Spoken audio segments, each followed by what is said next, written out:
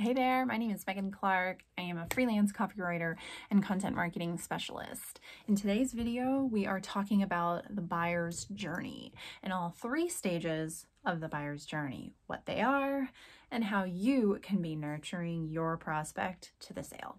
One of the biggest mistakes that I see all the time in content marketing is creating content that is constantly pushing the sale. This kind of strategy assumes that anyone reading your content is at the point in their journey to be able to whip out their credit card and make a purchase. And while this might be the case for some people who are reading your content, most people that are reading your content are not yet ready to hit that purchase button, not yet ready to make that commitment. And so when you speak to them as if they're always going to be ready to make the sale, that constant sales pitch, you are at risk of losing a lot of the folks who are reading your content because all they see is another sales pitch. What ends up happening with this kind of sales pitch content creation strategy is you end up creating content that's all about you and not about them, the prospects, who you're trying to create this content for in the first place. If you focus most or all of your content on buy here now, here's our product, here's how it works, here's why we're awesome, you're going to lose a lot of people with your giant buy here now button. People might see that and want to move on to something else. This is because your content isn't providing them any value. They know that all you want from them is the sale, is to hit that purchase button. But so far, you haven't really given them much of a reason as to why they should purchase your product or service. Here's where things get complicated though. You're a business. You need to be making money. That's how you stay in business. So your content marketing strategy needs to be pushing the sale. So how do you push the sale without constantly pushing the sale? The answer is your buyer's journey, is nurturing your prospects along to the decision stage of the buyer's journey where they're ready to hit purchase. But as part of nurturing your customers or your prospects along to that sale, you need to create content that caters to where they are in the buyer's journey. And that is why the buyer's journey is so important to the content creation and content marketing process. So, how do you nurture your customers to the sale? Meet them exactly where they are in the buyer's journey. What is the buyer's journey? The buyer's journey is the decision-making process that your prospects go through all the way from awareness to consideration to decision. The end goal of the buyer's journey of all the content marketing that we're doing is to lead that prospect to the sale. The prospect in each stage of the buyer's journey has different needs, has different questions, different things that they are looking for from your content. Your content needs to provide the specific value that they are looking for so that they come back for more, so that you answer their questions, and then they move along the buyer's journey, eventually deciding that you and your solution are exactly what they need. Even though your content is speaking to the exact same target audience member, there's a difference in how you communicate to your target audience who is whipping out their credit card and ready to hit purchase versus someone who just entered your website and wants to learn more. They might both be in your target audience, but they have different content needs. This is why it's important to create content at every stage of the buyer's journey and a lot of different content at each stage. This strategy better aligns your content marketing with a more customer-centric focus because instead of, like I mentioned, focusing on you and your product, your service, you're focusing on your customers and exactly what they need, what questions they might have. All right, let's walk through all three phases of the buyer's journey. Phase number one is awareness. At the awareness stage, your prospect is aware that they have a problem. They don't quite know what the problem is, and they sure as heck don't know what the solution is yet. They're just beginning their research. They're just beginning to say, this is happening in my life. This is something that's going on. I need more information. Let's say you're a personal trainer and you are trying to meet someone who's at the awareness stage. Maybe someone at the awareness stage is saying, I feel super tired all the time. And I'm running low on energy. I feel like I might need something.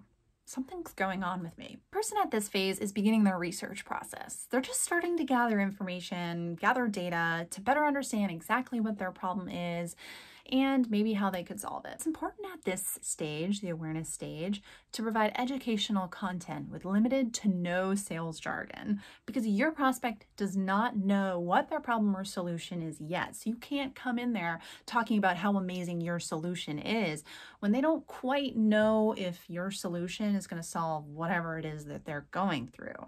Instead, focus on answering their questions, delivering value, demonstrating that you are an expert in your industry so that they can start to see you as the answer to some of their top questions. They might not be ready to purchase yet, but they could down the road once they bring themselves to a better understanding of what exactly it is that they need. And you can help them get there with your educational content.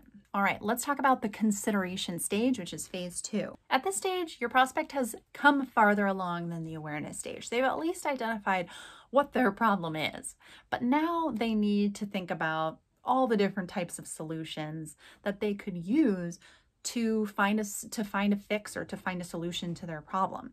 They haven't decided on any one particular solution yet.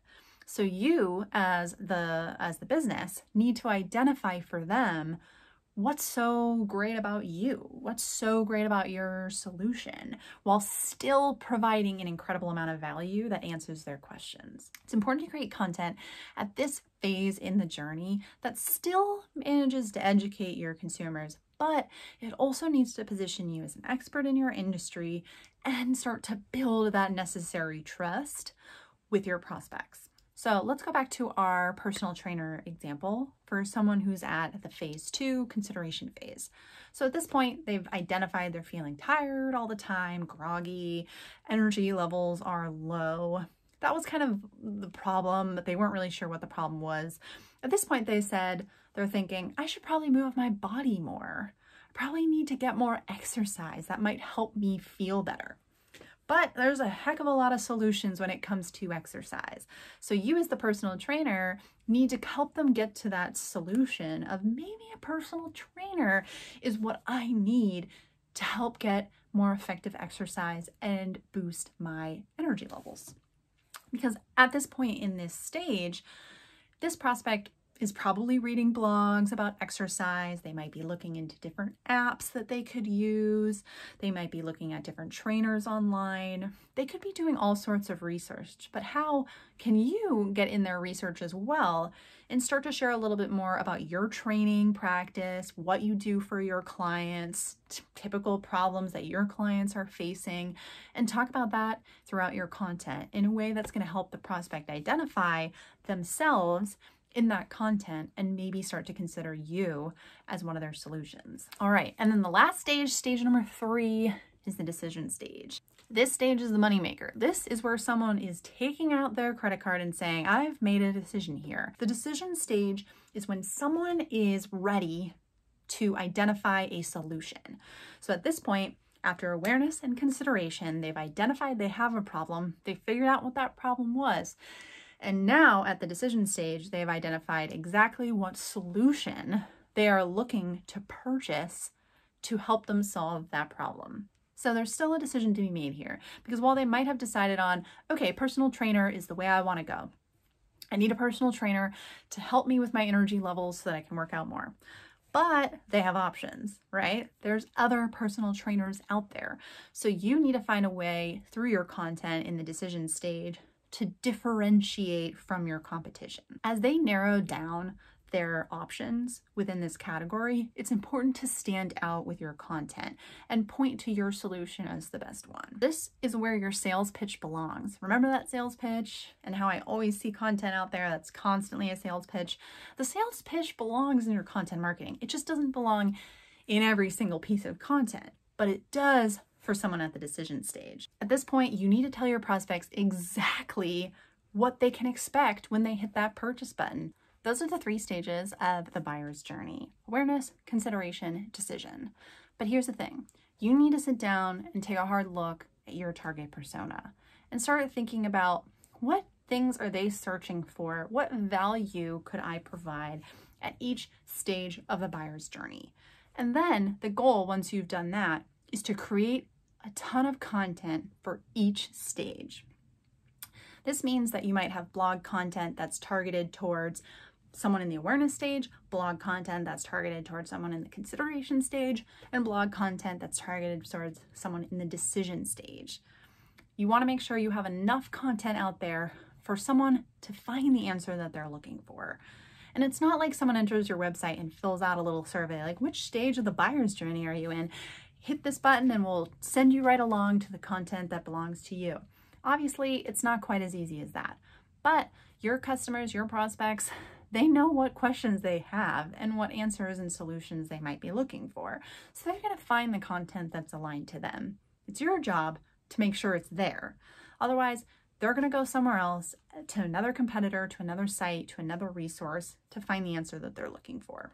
Another pro tip, as you're creating content, think to yourself, which stage of the buyer's journey is this content for? That's really going to help you align the entire content and your call to action at the end with whatever it is that that prospect needs at that phase. And being really mindful and thoughtful around, am I meeting the need of this prospect where they are in the buyer's journey? The more content you share, the more you can learn about your prospect and the needs that they have at each stage, and update accordingly. We're not going to all get it right the first, second, third time. So put out content, see what resonates, and use that to identify future content. Stay tuned for my next video where I'm going to walk you through content ideas for each stage of the buyer's journey. This one's a great one, especially if you're scratching your head wondering, how am I supposed to create content for each stage of the buyer's journey? I've got you covered. Thanks for listening. Hope you have a wonderful rest of your day.